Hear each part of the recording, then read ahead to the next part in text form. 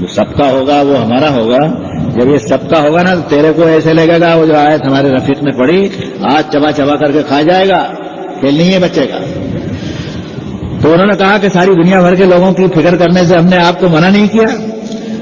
حضرت ایک جگہ یہ کہتے ہیں، ان کے قول کو قرآن نے نقل کیا کہ انہوں نے کہا کہ الیس منکم رجل رشید، کہ بھائیو اتنے بڑے مجمع میں ایک بھلا آدمی بھی نہیں ہے تم میں سے جو میری تائید کرے. میں کہہ رہا ہوں تم گھر جاؤ، تمہارے گھروں میں جو میری بہو بیٹیاں ہیں جو تمہارے نکاح کے اندر ہے، یہ فعل تو تم کرتے ہو گے ان کے ساتھ. اس کا ایک ترجمہ یہ بھی ہوتا ہے غل ہاؤلائے بناتی ان کنتم فاعلین، اس میں جن لوگوں نے یہ میری بیٹیاں ہیں لے لو، یہ ترجمہ تفسیر کیا وہ صحیح نہیں ہے. امت کے سب علماء اس پر متفق نہیں ہیں. تورات میں اب بھی ہے کہ حضرت کی 2 بیٹیاں تھیں، اور حافظ ابن کثیر حدیث کے حوالے سے کہتے ہیں کہ 1 بیٹی تھی. بھیڑ کے سامنے کیا ایک پیغمبر نے اپنی 200 500 1000 2000 آدمیوں کے سامنے اپنی 2 بیٹی یا 1 بیٹی کو پیش کیا.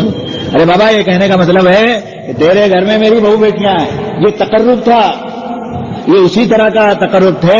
ولکن اعبدوا اللہ الذی یتوفاکم، کہ مشرکین سے خطاب کرتے ہو کہا میں اس اللہ کی عبادت کرتا ہوں جو تجھے موت دیتا ہے، تیرا میرا اتنا تعلق ہے. اسی طرف کے اوپر یہ بات ہے کہ میں تجھے واسطہ دیتا ہوں اللہ کا، تیرے گھر میں میری بہو بیٹیاں جو ہے اس کا تقرب ہے. رشتے ناطے بھی ان کے شاید ہوں گے، ایک گاؤں میں رہتے ہیں تو کچھ نہ کچھ جوڑ اور لین دین بھی ہوگا. نبی کوئی سادھو سنیاسی کی طرح کوئی جنگل میں جا کے تھوڑی بیٹھتا ہے، انہی میں سے رہتے ہوں. انہوں نے کہا کہ میری بہو بیٹیاں تمہارے گھروں کے اندر ہے. انہوں نے کہا قالوا لقد علمت ما لنا فی بناتک من حق، کہ لوط آپ کو معلوم ہے کہ ہم کو آپ کی بہو بیٹیوں سے کچھ لینا دینا ہے. اس لیے عزیز نے بھی بہو بیٹیاں دونوں ترجمہ کیا. بہو کے لیے بھی بیٹی کا لفظ جو ہے وہ عرف عام میں تقریباً ہر زبان کے اندر استعمال ہوتا ہے. پیغمبر نے ان کو غیرت دلائی کہ تمہارے گھر میں میری بہو بیٹیاں ہیں، ان کے ہوتے ہوئے تم مہمانوں کے اوپر ٹوٹ پڑے، اتنا خدا کے لیے مت کرو.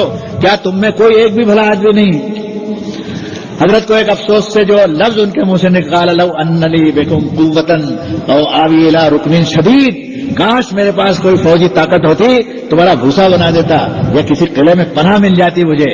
امام علی صاحب مکان ہوگا. اس سے معلوم ہوتا کہ حضرت کی جو کیفیت تھی اس وقت لوط علیہ الصلوۃ والسلام کی، تنہائی کی اور بے بسی کی اور مجبوری کی، وہ ایسی تھی کہ فرشتوں نے کہا آپ فکر مت کیجئے، صبح تو ہونے دی. صبح میں بھی حضرت کو اتنی تل پاپڑ تھی کہ جلدی ہو جائے. فرشتوں نے کہا علیہ صبح کے قریب، کیا صبح ہونے میں لوط کو زیادہ دیر ہے کیا؟ اتنی دیر تو ٹھہرنا ہے. تو اللہ تعالیٰ رنگے ہاتھوں اس پوری قوم کو برباد کرنا چاہتا تھا کہ حیات انسانی میں جب تک انسان اس زمین کے اوپر رہے گا یہ واقعات بھی رہیں گے اور نشانات کو بھی محفوظ رکھا ہے. اب ہوتا یہ ہے کہ حضور صلی اللہ علیہ وسلم سے خطاب فرمایا کہ الامر کا انہم لفی سکرتہم یعمہون. یہ حضرت کا بڑا مرتبہ ہے حضور علیہ الصلوۃ والسلام. میں نے تو کلاسیکل لینگویج میں پرانی آسمانی کتابوں کو دیکھا، ان کے ترجمے دیکھے، ان پر غور بھی کیا، قرآن شریف سے ملایا بھی. کہیں یہ آیت نہیں ملی کہ کسی پیغمبر کی عمر کو قسم کے میں پیش کیا گیا. حضرت خاتم النبیین کی ایک بہت بڑی عزت ہے اللہ کے الامروں کا. اس کا ترجمہ ایک تو ہوتا ہے کہ آپ کی عمر کی گواہی دیتے ہیں، آپ کی عمر کو بطور قسم کے پیش کرتے ہیں، آپ کی عمر کو حلف نامے میں شامل کرتے ہیں، اور آپ کی عمر کی شہادت اور آپ کے جان کی. حضرت حامی نے اس کا ترجمہ کیا کہ محمد صلی اللہ علیہ وسلم آپ کی جان کی قسم کہ انہم لفی سکرتہم یعمہون، اپنی مستی میں مدہوش تھے، کچھ سننے کے لیے تیار نہیں. فاخذتہم الصیحۃ مشرقین، تو پھٹتے ہی ایک زوردار چنگاڑ ہوئی اور فجلنا علیہا سافلہا، اس علاقے کے اوپر کے حصے کو نیچے کر دیا، نیچے والے کے اوپر گیند کی طرح پلٹا دیا. سیکنڈ کا بھی 1000واں حصہ نہیں لگا امر الہی کو لاگو کرنے میں. وامطرنا علیہم حجارۃ من سجیل، کنکر پتھر برسائے پکی ہوئی مٹی کے. ظالموں کو مارنے کے لیے بڑی بڑی چٹانیں 50-50 کروڑ ٹن کی بھی اتار سکتے تھے آسمان سے. بھرا ہوا ہے آسمان لوہے سے اور تانبے سے اور پیتل سے، اور کتنے بھاری بھرکم سیارے، ایک آدھ سیارہ ہی گرا دیتے جو اربوں ٹن کا وزن رکھنے والا. سورہ یاسین میں فرمایا وما انزلنا علی قومہ من بعدہ من جند من السماء وما كنا منزلین ان كانت الا صیحۃ واحدۃ فاذا هم خامدون. فرمایا حبیب نجار کی شہادت کے بعد اس کی قوم کو تباہ کرنے کے لیے اے محمد صلی اللہ علیہ وسلم ہم کو آسمان سے بڑی بڑی چٹانیں اور پتھر برسانے کی ضرورت نہیں تھی. ایک زور کی چنگاڑ آئی، آواز آئی جیسے زلزلوں میں گڑگڑاہٹ کی جو آواز آتی ہے، ایسی آواز آئی اور پوری قوم کے چراغ کو بجھا کر کے رکھ دیا. فاذا هم خامدون. ان کو مارنے کے لیے شیلاؤں کی ضرورت نہیں ہے، بڑی ذلت سے مارتے ہیں. کسی کو بندوق سے توپ سے مارے، کوئی تلوار سے مارے تو ایک عزت بھی ہوتی ہے مرنے والے کی.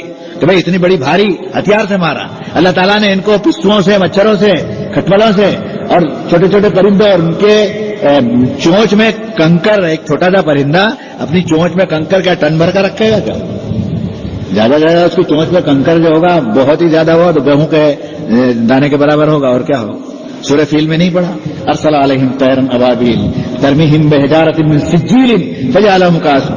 ابرہہ کے وائسرائے کے لشکر کو جو ہزاروں لاکھوں کی تعداد میں تھا، کعبے کو ڈھانے کے لیے آیا تھا، اور اس زمانے کے جو جیسے بھی بیچارے وہ تھے، حضرت عبد المطلب حضور صلی اللہ علیہ وسلم کے دادا تھے، وہ بھی گھر میں دروازے لگا کے چھپ گئے کہ اب ہم کعبے کی حفاظت نہیں کر سکتے. اللہ نے ابابیل نے چڑیا نما پرندوں کو بھیجا. ہر ایک کے منہ میں حدیث میں آتا ہے کہ ایک کنکر تھا اور دو پنجوں میں دو. جو برسائے انہوں نے تو پوری قوم کو بھوسا کر دیا.